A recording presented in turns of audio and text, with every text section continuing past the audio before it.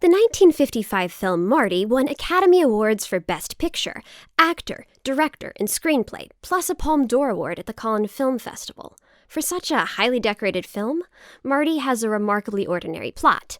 It's about Marty Paletti, a 34-year-old Italian-American butcher who can't get a girlfriend. Yeah, well, what about... Well, how about next Saturday night? Are you free next Saturday night? When he finally does meet Clara, a girl who's as socially ostracized as he is for not matching beauty standards, Marty decides to see her again, despite the misgivings of his mother and best friend. Marty, what's the matter with you? You don't like her. My mother don't like her. She's a dog, and I'm a fat, ugly man.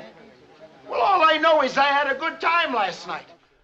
Marty's character is noteworthy because he doesn't fit into the types of Italian-American masculinity so often represented on screen. He isn't a gangster. He isn't a boxer. If Marty Paletti's character seems out of place in a Hollywood film, that's because the story of Marty didn't actually begin as a film at all. Instead, the 1955 film is actually very closely based on a 1953 hour-long episode of the live anthology drama Goodyear Television Playhouse. Both versions of Marty were written by Paddy Chayefsky, and almost every line in the live television show makes its way into the film. You're going to die without a son. I will die without a son. Marty, put on the blue suit. Mom, it's a blue suit or the gray suit. I'm a fat little man, a fat, ugly little man. You're going to die without a son. I'll die without a son. Oh, Marty, put on the blue suit, huh? Blue suit, gray suit. I'm just a fat little man, a fat, ugly man. In this video essay, I'll argue that understanding the film Marty requires understanding its source material, live television anthologies.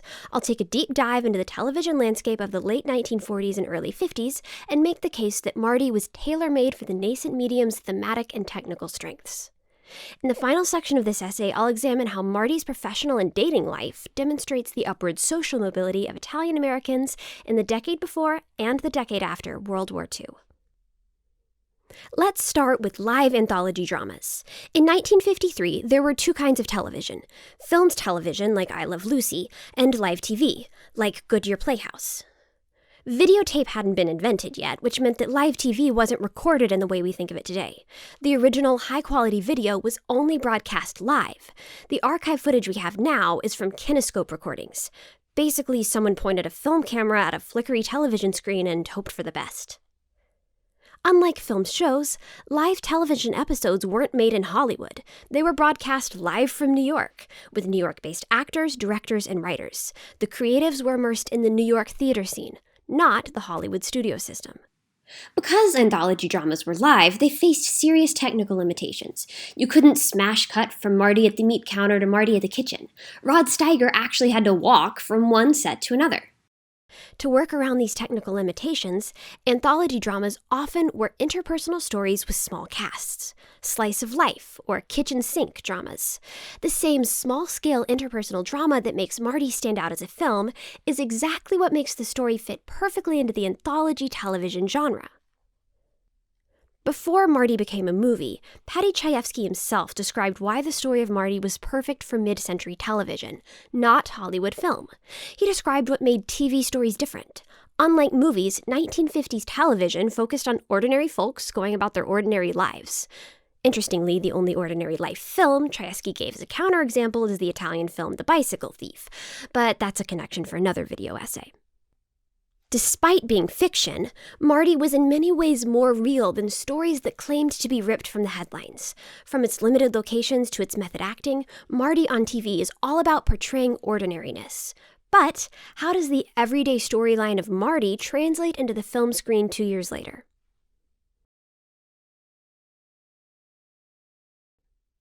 The film version of Marty showed a refreshing new kind of Italian-American masculinity on the big screen precisely because it was written for the small screen. As I mentioned before, almost every single line of dialogue from the TV show makes its way into the movie. Dialogue-wise, 1955 Marty feels like watching 1953 Marty if you sliced in a bunch of DVD bonus scenes at random timestamps. Oh, no, that's my sister Margaret's husband, Frank. My sister Margaret, she married the insurance salesman. And my sister Rose, she married the contractor. They moved to Detroit last year.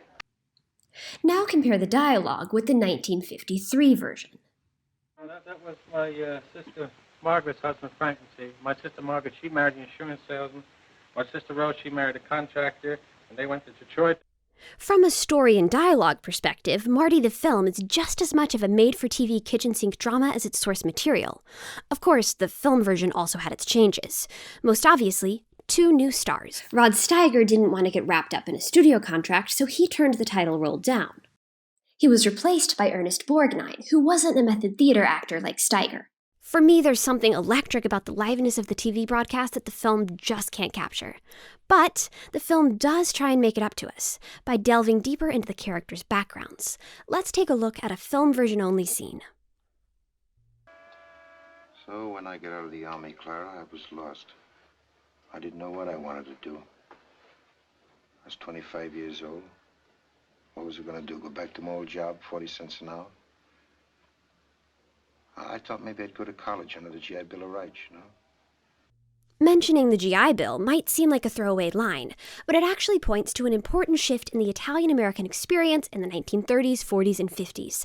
That's the shift from Italian Americans as new immigrants to white ethnics. Before World War II, Italian Americans weren't always considered white. In the late 1800s and early 1900s, Italian Americans were known as new immigrants, and the 1924 Johnson-Reed Act was enacted to keep these unwanted new immigrants out. But by the end of World War II, Italian Americans had economic and political power. They received GI Bill benefits, which offered support to white, but not black, Americans. The GI Bill greatly advanced the economic standing of Italian Americans post-World War II, and we can see this economic status shift in Marty. Marty could have gone to college. He even has enough financial leverage to consider buying the butcher shop where he works. Marty, it's my feeling that you really want to buy this shop. Well, that's true, I do. Hey, Bob, you know what I think I'm going to do? I think I'm going to buy Patsy's shop. Also, Marty doesn't feel like he has to marry an Italian woman. William Egelman notes that the 1950s marked a shift in Italian-American marriages. More and more Italian Americans were marrying non-Italians. Marty never asks Clara about her ethnicity.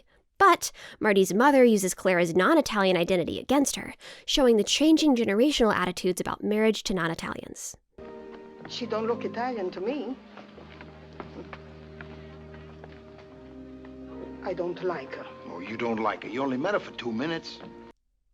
It's also worth noting that slice-of-life anthology dramas were associated with white ethnic stories. Paddy Chayefsky admitted that he didn't care whether Marty was Italian-American or Jewish-American. Chayefsky's ambivalence about Marty's ethnicity shows that designations around identity were shifting in the 1950s towards a newfound white ethnic identity. Okay, let's recap.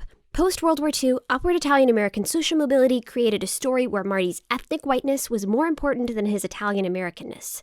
Still, Marty's ordinariness brought about a new kind of Italian-American masculinity to American film. Chayefsky's cinematic representation of Italian-American masculinity is fresh and exciting precisely because Marty wasn't intended for the cinema. Instead, Marty should be understood in the context of live anthology dramas, a New York-based art form with very real technical limitations. Hopefully this video has piqued your interest in both versions of Marty, and if before today you've only ever heard of Marty as a classic film, I highly recommend a deep dive into the Kinescope archives of Marty as a live television drama. Thanks for watching.